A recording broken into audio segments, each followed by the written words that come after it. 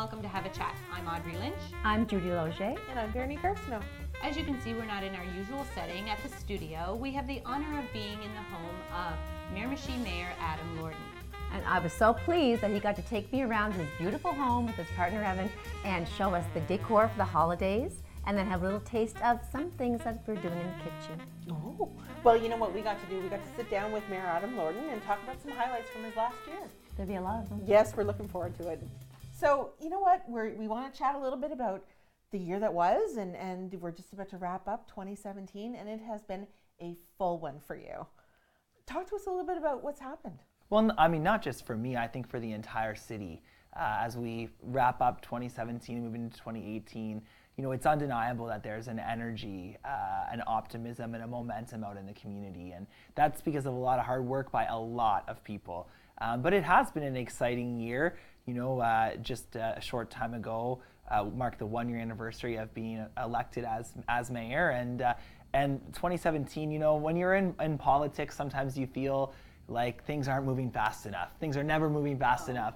But when we, at this time of year, take an opportunity to reflect and look back, we have made a heck of a lot of progress. And whether that's on the community level with several of the parks that we've renewed, implementing new ideas like the zip line, making sure people know that we're an open and inclusive community, and economically we're seeing a lot of progress with new businesses opening, and certainly our strategy of attracting cannabis, while we haven't had any announcements yet, certainly there are a lot of irons in the fire, and we expect exciting news on the economic front in 2018 as well. Now, touching on one of those, did you ever think that there would come a time when we'd be talking about, you know, pursuing business that involved cannabis, especially, you know, in our region, but in our country in general? Well, you know, we've said often that, you know, of course we aren't commenting as a mayor and council on if we should be legalizing. We're embracing an opportunity that's been made by another level of government. But, you know, absolutely, it's funny, you know, and credit to the council and the community for getting behind this, because you see across the country and even the province, there are many people who are not embracing it. I read last week about a mayor in a big city in Ontario who said it's not coming here, right? But the province came out and took a leadership role in saying this is an economic opportunity, we're going to pursue it, and within that, the city did as well. So council over a year ago made it a priority. We've had meetings with ONB and other representatives who've told us across the province, Miramichi is well ahead of the other communities. But I mean, absolutely, we sit around and look at our priorities for economic attraction, and we're looking at the cannabis industry, green energy, solar. Right. These are all exciting emerging industries, and really that's what we should be focusing on.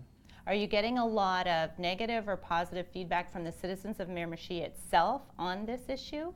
You know, incredibly, all positive, to be honest. I really, on a personal level, have not had anybody indicate to me that they don't support the direction, and we've had a lot of people saying that they do, whether that's because they have an idea or they'd like to be a part of it in some way, or just that they recognize, you know, if we could spend a lot of time and energy dwelling on the past, trying to repeat the past, but the past is the past, right? So we have an amazing history in this community, and we've had a lot of great industries that have served us well in their time, but we can't live in a bubble and pretend that we're going to recreate the past. So for me, very early on when I got involved, it was important to say, let's take a step back, look at the landscape, and what are the industries of the next 30 years, and that's what we should be focusing on. Because just like everywhere else now, the world is so connected. You can do anything from anywhere. We just launched Startup Miramichi, which is an entrepreneurial initiative. And you know, we were talking there about how people like myself in my day job work from here, but the product or the whatever it is, in my case in television production, is output to everywhere else. So over the last 6 weeks, I've had a film crew traveling across North America, and I've stayed right here at home doing that work of getting them ready. So as we look back over 2017, do you have one thing that really sticks out to you that is probably one of your proudest moments or one of your biggest accomplishments? Well, it's hard to choose just one, of course, but and I not for me, of course, but for the council and the community. There's been a lot of highlights. So some of the things that come to mind, I think about the beautiful, especially recently, the beautiful restoration of Queen Elizabeth Park. And in particularly over the holiday season here with those lights, some of the photos we're seeing popping up on social media, the aerial shots, they're stunning. And I know the night that we officially a few weeks ago unveiled or reopened the park, there was so many people out. It was a freezing cold night, but so dozens of people around, the horse rides, the carolers. And it really, I think the park is something that people have been so proud of in the community. Also, similarly, launching the zip line, which we had hoped and figured, we crunched the numbers that it would work, it would be successful, but it was phenomenally successful. And a lot of people are very proud of that. And it sort of became the thing that everybody had to do this summer. And that was one of those things at the opening. I had a gentleman come up to me and say, this is the kind of project that proves that we're moving forward as a community, that we're embracing new ideas, and that when we do, they can be successful. And I think that that's an important lesson for all of us to learn as we move on and try to figure out what's next in the next chapter in our community's long and storied history. And then I think on a personal level for me, the murals were something that was an idea that had been around for a long time. Lots of people have had the idea. Certainly, as someone who works in the arts and really follows artistic contributions of what that can do for a community and what that can do for a city. Again, that was something that we knew people would like, but the response that we got was phenomenal. I mean, Ali Howe, who painted the one down here on the Vogue, he said that he had to start working at night because so many people were coming by to ask him about the mural. There were traffic issues on Wellington Street with people slowing down to look at the mural and come back each day and check the progress. So the things that, none of these things really, relatively speaking, cost a whole lot of money, but the sense of pride that they brought to the community, that people could be excited and happy and feel that energy and see the renewal of their community happening in front of their eyes, it puts everybody in a good mood, and amazing things we're seeing are coming from that. You touched briefly on social media and seeing those pictures that are coming through.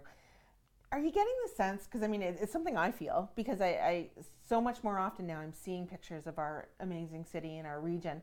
Are you getting the sense of that renewed pride now, and that people are really feeling like, you know what, I'm from Miramichi and I love it? Absolutely, and I mean I think that pride has always been there.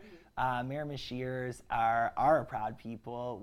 I call us storytellers, Nobody spins a yarn like a Miramichier. There's no question about that. And it's usually in the backyard around a bonfire. And we're always the life of the party. True. But I think social media allows us a new platform to tell our stories, and to ourselves, and equally as important to beyond the Miramichi. So one of the things that makes me the most proud is, of course, in my day job, my professional job, and as mayor, I travel around the region a lot.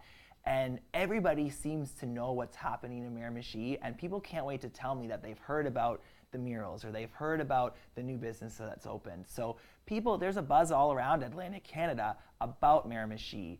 And the other thing too is that I think we're believing that we have the opportunity to be more than a retirement community. And that was something for a long time people felt, well, maybe that's where we're going and that's it. And the retirement community here is a very important part of the city, but we're seeing young people moving home.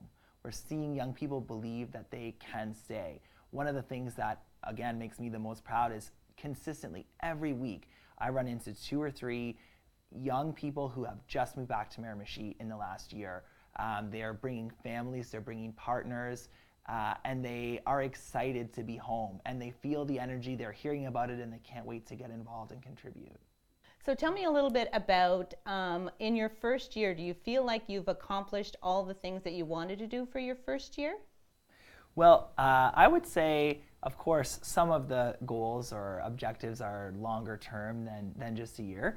But I do think it's important to make a list and check it twice or check it very often, to be in the spirit of Christmas. But we, certainly I feel as though we have as group accomplished most of the things that we wanted to accomplish over this year. That you set out to do, and that we're well on our way to some of the others. So, for example, economically, we charted a course to identify cannabis, green energy, solar as industrial manufacturing as core industries that we like to focus on attracting. So now over the last year, we have developed those strategies and are implementing them. So while we haven't, seen the big glitzy announcements yet, I feel confident that those good news announcements are coming. On another front, I think some of it is so high level where it's getting the community to feel good about itself. I think we've made a lot of good progress there. A big priority for me was making sure that we invested in our parks and our waterfronts. And we certainly are well on our way to that goal as well. So the renewal of Queen Elizabeth, the consistent investment for 3 years now in French Fork Cove, with more coming next year, adding additional bike trails, family bike trails, and of course the mountain bike trails are being added for the Jeu de l'Acadie as well. So I would say absolutely, we've been on track, but again, it's not just my goals or objectives, because as a council, everybody has to work together. And perhaps that's one of the other great achievements of this council as a group, is by no means do we always agree, but without question, we are working as a team. And that is something that I don't think happened as consistently in the past with city councils here in Miramichi. A lot of time and energy was spent fighting, and sometimes that actually, no question, that obstructs progress. So oftentimes when we don't agree, for example, potential location of a multiplex, there were very strong feelings on both sides of that issue. We had that debate, we made our best arguments, and as a group, we all got behind the outcome of that decision. So it's important as a group to give your best, speak passionately about your perspectives, and respect the outcome. Well, then that would bring me to my next question. What do you think is different with this council as opposed to the ones in the past, that you're able to get past all of that and actually work together as a team? I'd say there are a couple of things. Number one, of course, the city has just recently passed its 20-year anniversary or birthday as a city, right? And in the past, I think people were really more focused on being very territorial and looking out for their specific region or area of the city. Mm-hmm. A good example would be that this council is the first council in the history of the city where the top people who got the most votes were pretty consistent in every area of the city. Whereas in the past, you'd see Chatham voting for Chathamers and Newcastle voting for the people from Newcastle. This year, pretty consistently, the top 8 or 9 vote getters were the same in every part of the city. So you believe that Miramichi is now becoming more a whole as opposed to that silent little line between Chatham and Newcastle as before? Absolutely. There's no question in my mind. And of course, we knew that would take time, and time is passing. I mean, my generation, for example, I was in grade school when we became a city. So I grew up as one city. I played hockey on both sides of the river. My home rink as a young hockey player, wasn't very good, by the way, was the Miramichi Civic Center in Newcastle. And also having, I think, traveled and been more connected to the rest of the world, the younger generations have, we recognize that it's kind of silly to look at the people across the river as them and us. Well, it's true, because people who come from outside the city who moved here, they were always wondering there's this little silent divide. And I'm like, yeah, there is a little one there, but I have to agree that it's coming together more and more all the time. That is to everybody's benefit. If anything good happens in Newcastle, that's good for everybody. If it happens in Nelson or Logieville, it's the same.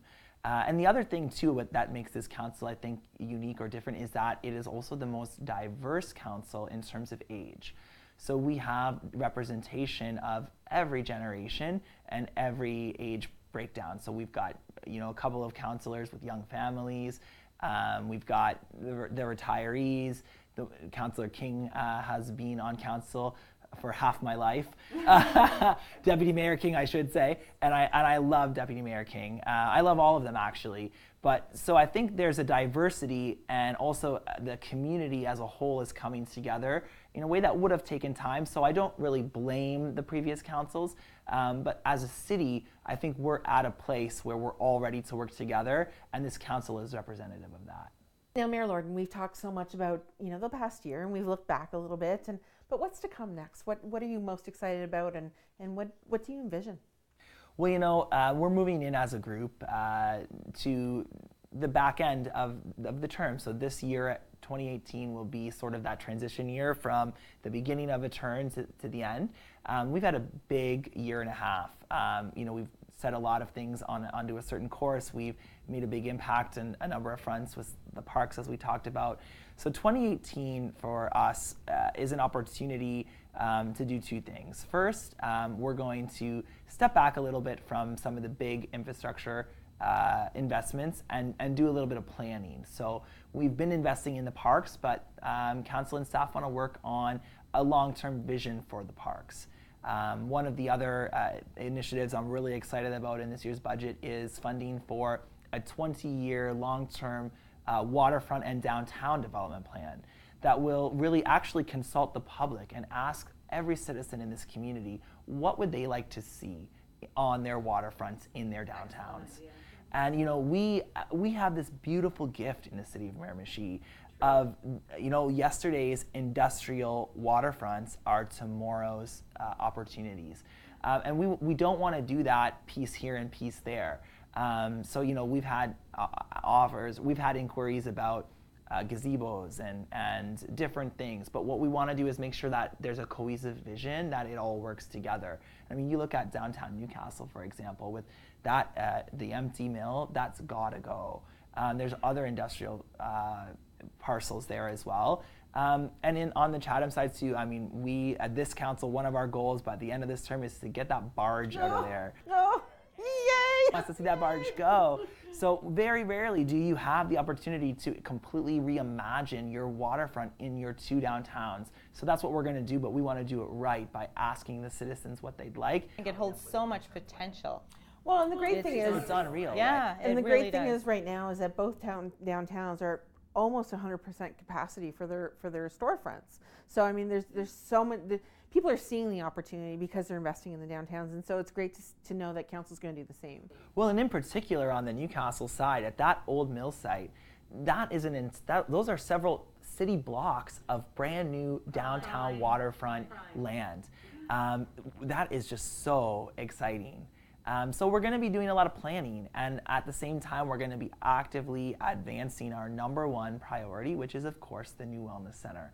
So I feel very confidently that 2018 is the year that we will secure our federal and provincial funding for that project, and that you'll see the final designs moving forward, and so that we'll have shovels in the ground in 2019. So I really hope when we sit all back down together next year at this time that we'll have that funding and that project will be officially greenlit. Our community needs it, and this is the year we're going to see that move, I think. Well, we'll leave the last word to you. Any final words to our region and our city? Well, of course, I look forward in a moment to having a little bit of fun here with Judy, but I will say to you both and to everybody, of course, Merry Christmas and Happy Holidays. This is an exciting time in our city and in our region, in our province. I genuinely believe it. There are so many opportunities out there on a community level for people, for businesses. And so I think if we all can continue to stay positive, celebrate the success and momentum that we're having, and continue to all work together, we're going to see great things ahead for the Miramichi in 2018 and well beyond.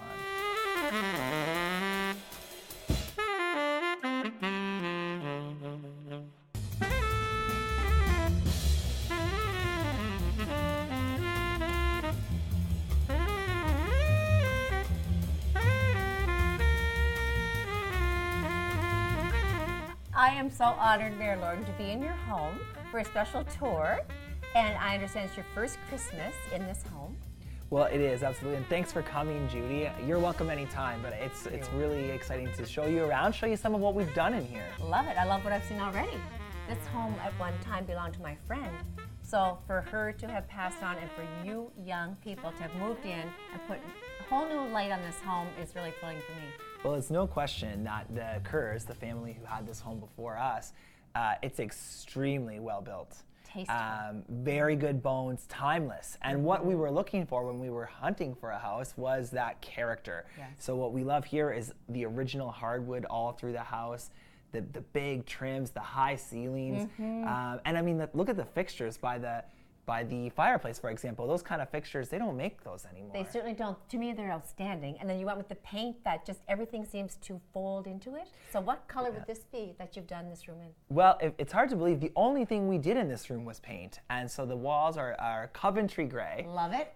The trim, of course, we painted out white as well.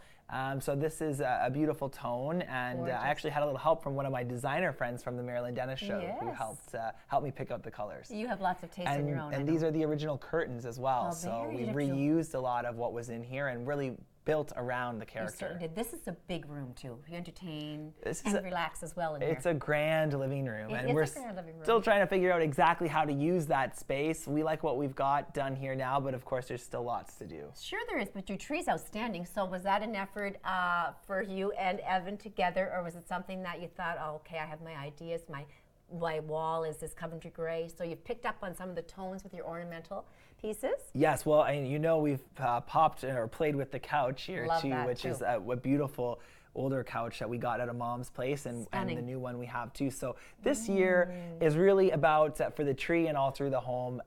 This is our first Christmas in the house.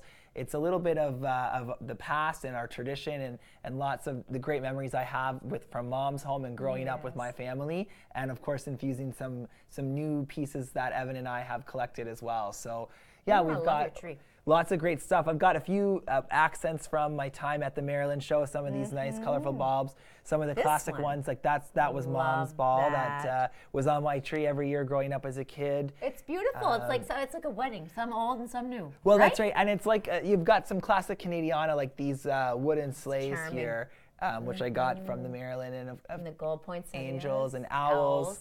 So you've done it perfectly. We've got a pear tree for you, Judy. There you go. And you even have one of the princesses here. Is that supposed to be me? That's my sister Emily has, when she was a kid, she thought she was Belle. She still isn't. She's getting married. That's right. So this is Emily's little ornament here. So it's very, very special. In this corner, it's uniquely beautiful because you have your curtains that part out into the street, and in the evening you can have that view if you have one light up at night. The big reno we did, which I have to show you, was the kitchen. We redid the whole kitchen and dining room area. It's a big job. Should we go check it out? I would love to, because to me the kitchen is essential for the holidays. We actually took down the wall between the kitchen and the dining room. So we've opened this all up into one space. And this is the thing that I get asked about the most by people who drive by and they say, oh, I see that you've done some work. I'd love to see it. So now it's a great chance to share with everybody what we've done. And we went with an off-white, a light gray for the cabinets. And those were made for us custom by Paul Buckley, the cabinet man here in Miramichi. Job.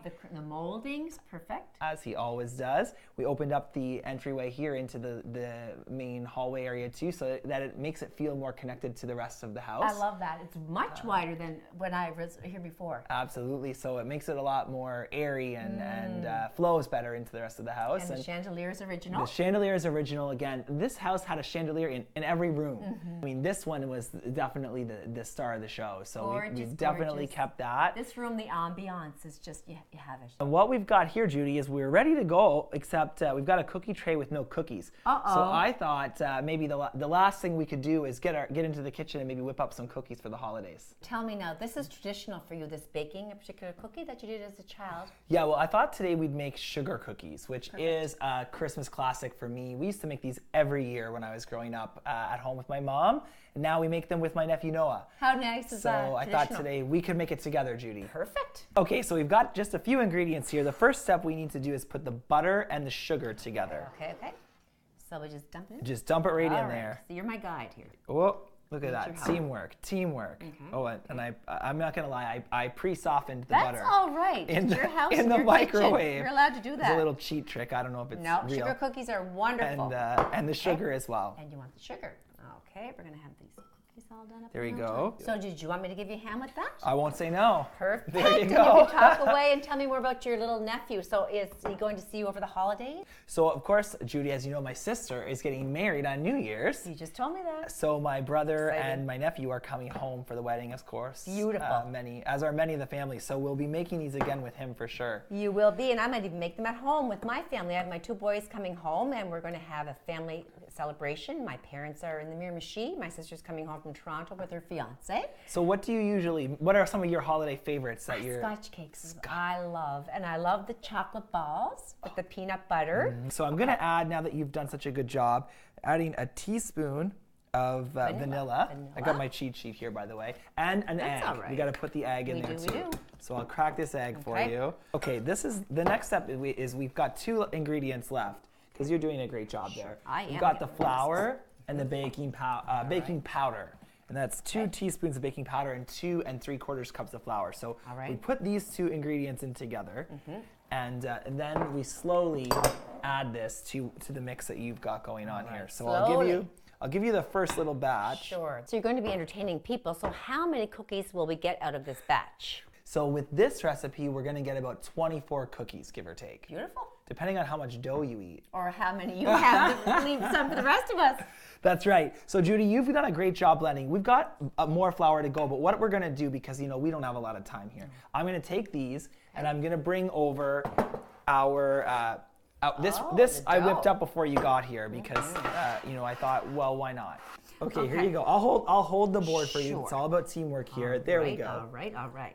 And, it's all about, it's just, Fun. baking the cookies is all Fun, about fun, the fun, fun, right? fun. This is a new holiday memory for me, Yes. Judy. So we've got these wonderful Christmas cookie cutters here. Love them. We have a Very easy star, to we have get. a Christmas tree, and we have a everything. bell. And we've got our pre-greased cookie tray here. Awesome. So let's grab one and I love let's the candy cane. let's get cutting. I got the tree. Okay, I'm going to go here. Here we go. Ooh, Oh, mine looks pretty. Well, it did look pretty pop right out good. there. Can you get me this? You need a little help? Yeah. No, I got it. Oh, Good. oh, there you go. Beautiful. Okay, look at that. For perfection. I just have to get it off. There. Perfect. There we go. And did you Get a if few you did more. The tree, I'll do You the got a star. I'll get a bell. Okay. And these are going to be tasty. I can tell. Well, I hope so. And so Noah, is he going to make them I with you when think he the comes best home to part visit? is eating them. Yes, he will. Last year we were in Calgary where he lives for Christmas, and we made them. with him. Yeah, and It's just a fun thing to do with your family, and he's right? already asking about when we're gonna make them again. Aw, So that's so cool. Maybe I'll it's make them nice. with mine. Well, when they're 4 and 5 years old, they're very busy. So you got to give them something to do. Beautiful. And So you can get 24 out of this. so you can get 24. Lovely with a hot cocoa or a cup of tea, anything. Well, you never know when you hot have chocolate would over love the it. holidays. You have people coming in to visit. You have to have something to serve them. Yep. Or you There. think you do And anyway. We got the other one going there. Perfect. There you go. All right. Okay, so we're good for doing very well. What we're gonna do is just put these ones in the oven, and I've got a few that we already whipped up, so that we can get to the final stage of our cookie making experience. We'll put that in there. So how long do we keep these cookies in the oven for? Okay, great question. So the cookies have to stay in for about 10 to 12 minutes. And you can see on these ones that were the first batch we made, you cook them until they're about golden brown on the edges, it says. Right. So about 10 to 12 minutes. Perfect. They look delicious. Now it's time for the fun part. Yeah. Of course, putting the icing on. Like I said, this is Now- the time to get into the Christmas spirit. Get this out of the way for you. Be in the kitchen, doing the cookies. Here we go. And here's our cookie serving tray. How fun is That this? that was empty. So this is what we're working yummy, on yummy, here. yummy. They look great. You can have green icing and red icing You and could do the little Christmas sparkle candies. absolutely green and red, top 'em really give them a sprinkle buffet. So you said Audrey and Veronique want me to take some cookies back to them? I think so. Darn, that wasn't my plan. You're- I was hoping to take one home, maybe have a couple tomorrow. Are you in the festive mood? Are you getting there? I think we are, yeah. Well, you're all decorated out. I'm ready and to. you Well, have a after tree. today with you guys, I'm ready to go. Well, thank you for Thanks. coming, Judy. Thanks for sharing your recipe with me. It's this has been a real pleasure. You guys are, hopefully we'll have you back again. I'd love to. It's been a pleasure, and we have our Christmas sweaters on. We're good ready to go. I'm home with bells on. And Merry Christmas. Merry Christmas.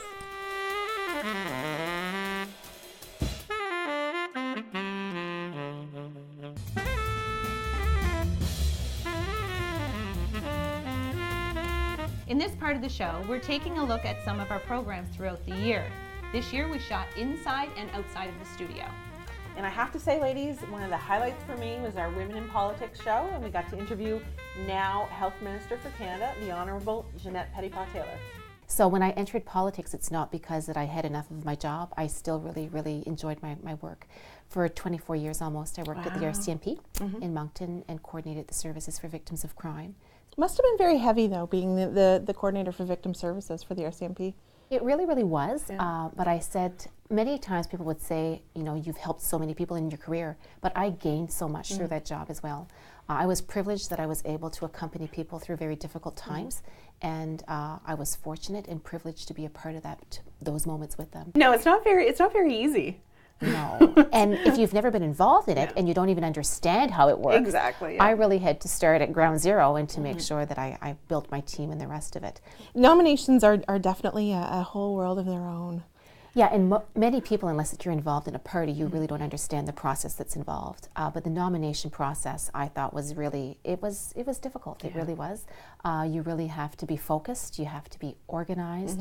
And for myself, I really had to make sure that I just recruited some key people for the key positions that I needed. But I have to say, it's very busy. And I choose to be busy. I choose to be involved in my community. So when I get requests, if I'm available, I want to be there. I'm very fortunate that I have a husband who is very supportive.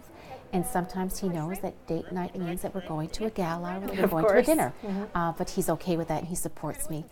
Entering politics is really a family decision. And if everyone's not on board, I'm not so sure how that would work. Now, in the 2015 election, so we had 3 women elected in New Brunswick, which is fantastic. Absolutely.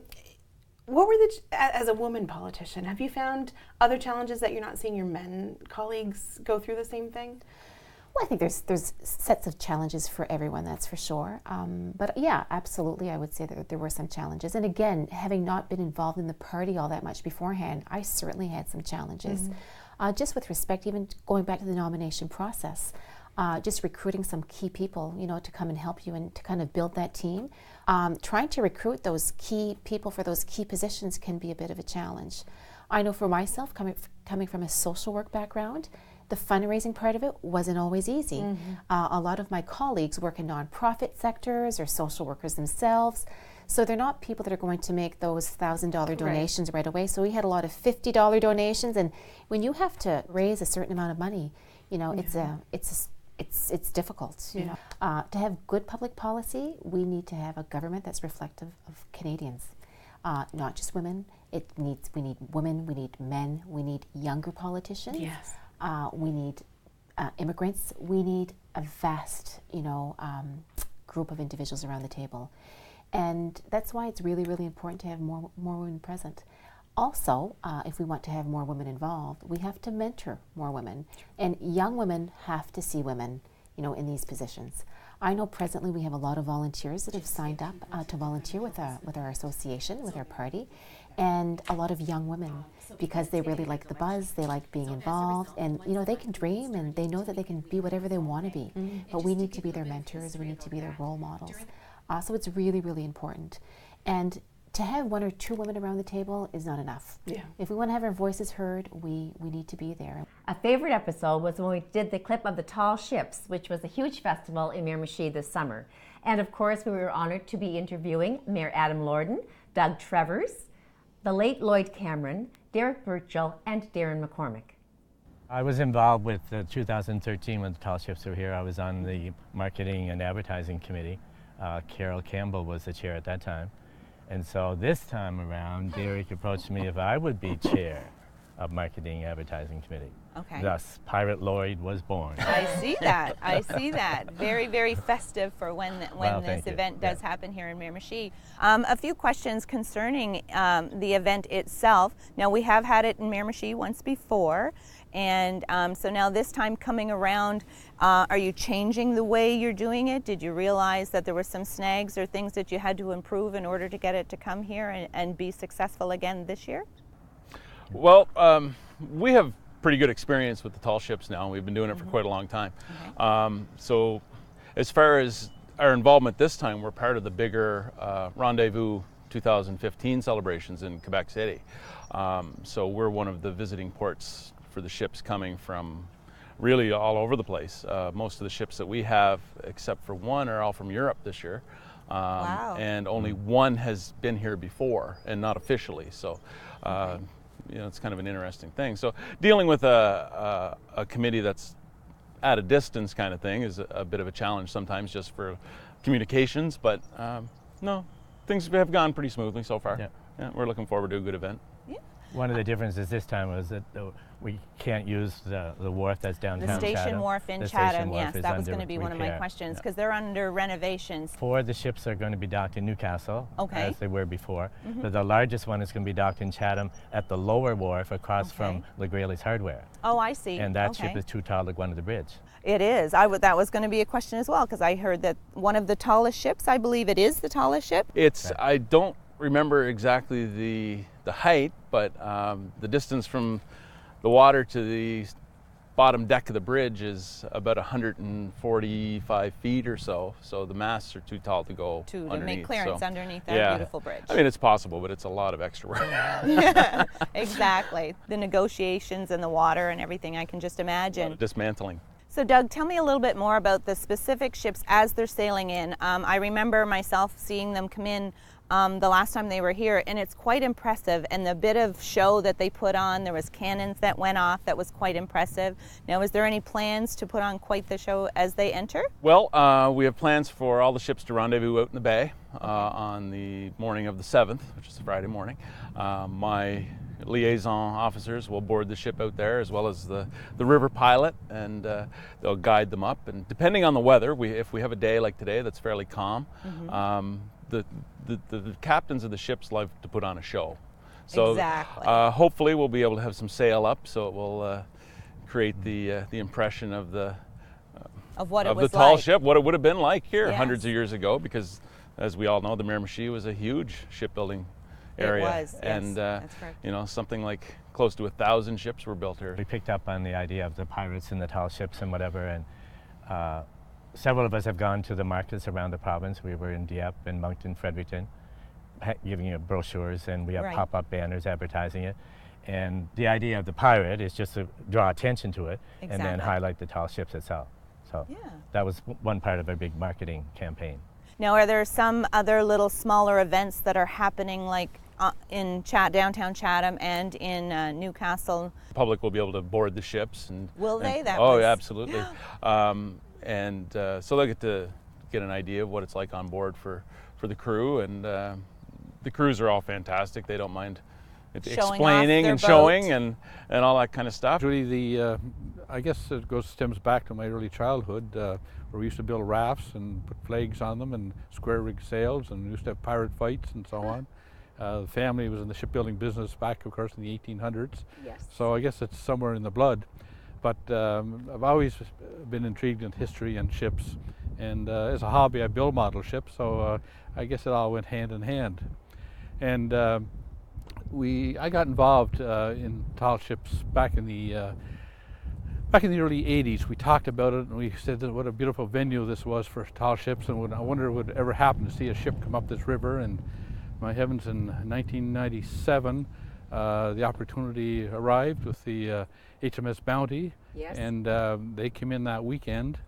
They had 60,000 people went aboard that ship for the weekend. It was their best weekend that they had in 10 years of sailing ports, and the word spread all over North America. And I recall vividly that afternoon. It was a beautiful sunny day, and everybody was just taken with this whole new concept of using our Miramichi River to showcase such an event. Absolutely amazing. And you know, I was down in South Carolina about 10 years ago on a tourist junket, and at one of the sites we went to visit, the tour guide happened to mention tall ships, and I picked up on it, and I said, well, I'm from the Miramichi, and I said, we have ships come into our area, and she said, she got all excited and said, you're from the Miramichi? I said, yes. She said, you have no idea, she said, how popular the Miramichi is. She said, everybody wants to go to the Miramichi in the tall ships. One of our jam-packed shows for sure had to have been the show that we had with Peggy McLean, who is a certified mortgage broker. Talk to us about tips and tricks on how to get a mortgage and what they look for. For How sure. long have you been in this business? at this actual I think I'm in profession? my 11th year. Okay, you've got a lot of So, experience. I do. That's great. And I've seen a lot of things, and Yeah. the market's changed. Sure. So we've had, and we're still in a state of flux when it comes to our industry. But that's what we do. We just roll with the punches. And Go the with the changes. Exactly. So it's a little bit different. Why would I go to you over a bank per se? Just quickly before we even start. I think the Or main is it reason just an option? It absolutely is an option. I mean, Okay. I also deal with banks. I do have banks in my toolbox. I like to call my lender's Right. toolbox that I can certainly go to if that's where I feel you would be best suited. Because some people don't quite understand that things that they do at a younger stage in their life can bruise their credit because they don't understand what credit is in the first place. Absolutely, and we've had this conversation where, I think it's something that should be taught in the schools. And I've been invited into James M. Hill, and I've been invited to MBCC and to talk to students about credit. And if you think you want a captive audience, go into a couple of 11th graders, Yes. as they think you're there to talk about mortgages. And, the first thing I say is, I'm not here to talk to you about a mortgage.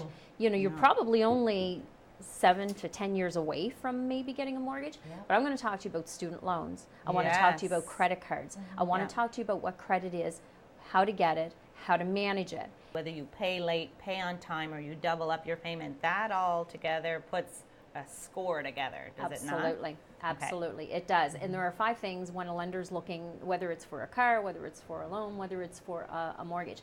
There are 5 things that they look for, and they call them the 5 C's of credit. And it's your credit history, your capacity, your capital, your character, and your collateral. So I'll just touch on Yeah. Remember that way, though. Yeah, absolutely. exactly. So your credit history, obviously, that's self-explanatory. They want to know what your score is and what makes up your credit, what type of financing you've been looking for, and what type you've been approved for. Your capacity is your ability to pay. Do you have a job? What is your income? Are you relying on, maybe child tax benefit? Are you relying on spousal support or child support? All those things make up your capacity to pay.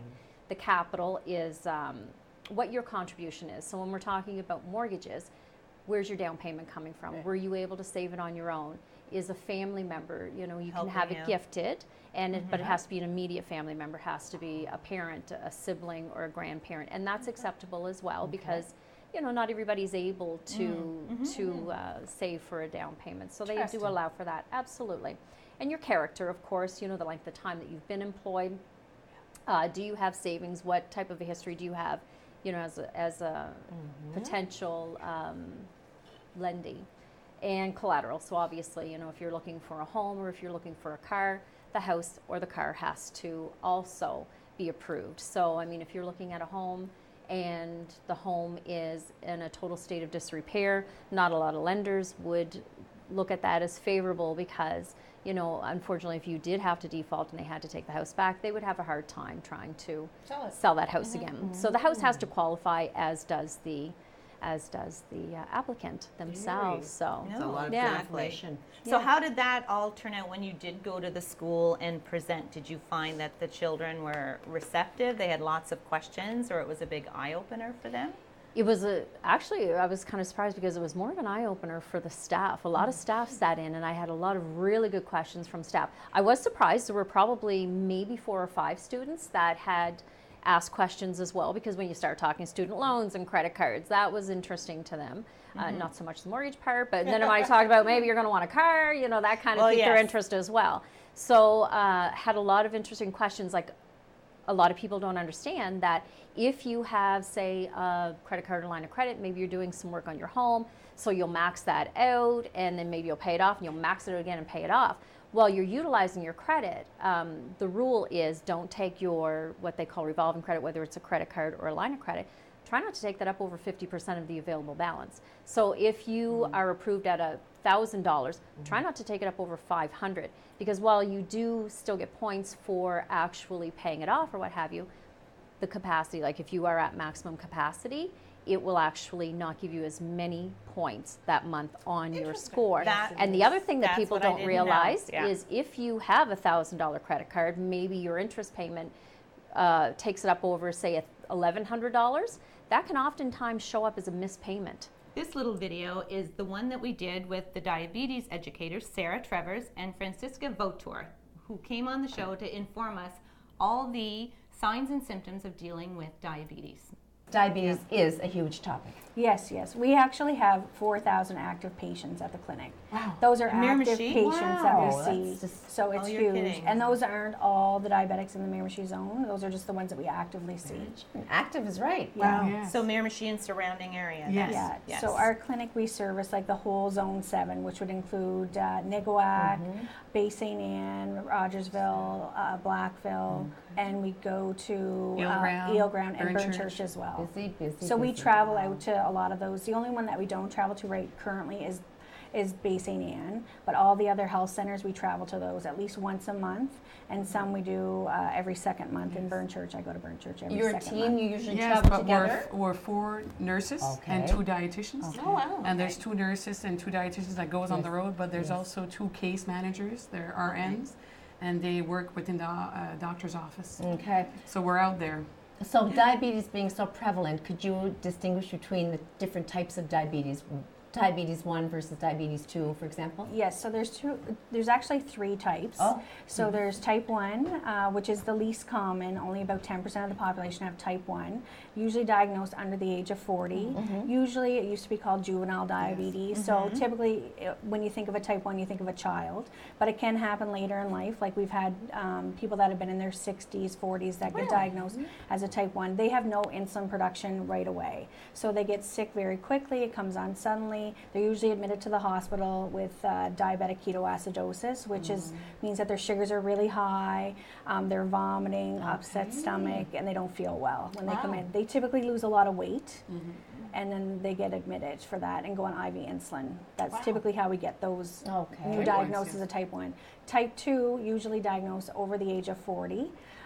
It's the most common. 90% of the population have type 2 diabetes. Usually over the age of 40, if you hold more weight around the center, Yes. to a more obese person, and Typically family. typically Lifestyle self-induced, related? I guess. Is Not necessarily. We Okay. have some type 2s that are quite lean as well. So you never know.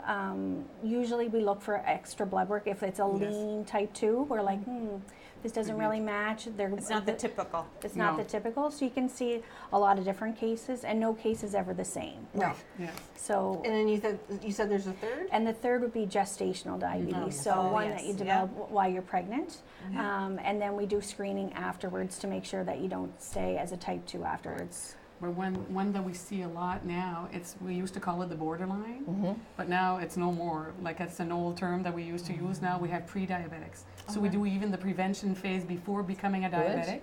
A lot of them are diagnosed with pre-diabetes. Okay. So it's almost like four almost types. There's the like- pre-diabetics before coming to diabetes. Trying to catch it before they So we're even turn into one of these. servicing out classes to the pre-diabetics. So we have a lot of referrals from the doctors early on diagnostic of that pre-diabetes. So we try to prevent for them to become diabetics early. Not in 6 months from now, but maybe if we can delay it. The more we can delay it, it's the best way to do the prevention. So the viewers should know right off the top, what is diabetes? Yeah, so I think I'm gonna, because this is actually, I'll pass these around. This is what we would use at our classes. We use this map, conversation map. Yes, it's So- living with diabetes, and there's different sections of it. So Okay. if you So just if you want to just look show at lives, this like this. section here, Yeah. Because people hear You about talk it to it and every I'll hold day. it. You have 4,000 patients with it, but for those people that are sitting home watching the show, they might not exactly know what is diabetes. Yeah, so when you look at this map, if you were to come, so we offer a class once a month. It's offered in English. We can offer it in French as well. We've never really On the demand. on the demand to have a full French class. We do could the do it in pre-diabetics the pre-diabetic in class. French and English. Good. And we travel out to Rogersville, Niguac, and put those classes on as well. But this one here is one that we do at Sobeys once a month. It's the first Friday of every month. So any new diagnosis or anybody that hasn't been in for a while, they come to the Sobeys in Douglastown, and we offer this session. And it runs about 3 hours. In the community room. In the community room. So this map, when you look at it, right down in the left-hand corner, it says diabetes is a disease in which the body does not make enough insulin, the insulin does not work properly, or both. This can cause the amount of glucose, or the sugar in your blood, to rise to higher than normal levels.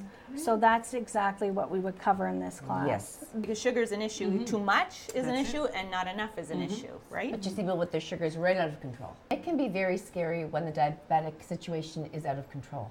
What are some of the situations that can occur if somebody is not looking after themselves? For example, eating a lot of sugar and not doing what you're telling them to do. Yeah, so we don't really ever limit anybody on their sugar content. You'd be surprised. We don't really look to say sugar.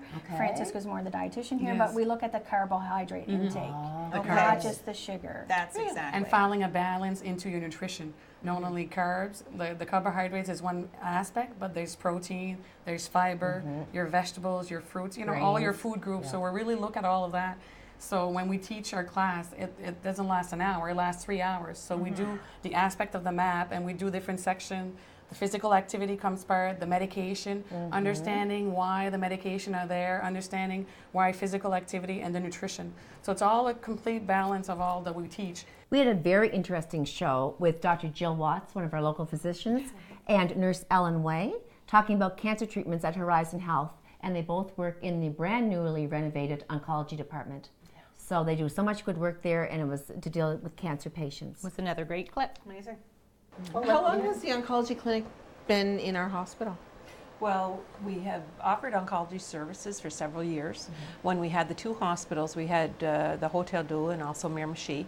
So we offered chemotherapy services at both places, but it wasn't a coordinated effort or, you know, any clinic. So when we moved to the Miramichi Regional Hospital, we still have had a few chemo services, but we didn't have a dedicated, you know, staff and clinic and everything like that. So some proposals went forth, and we got some money through the Department of Health back in 2007.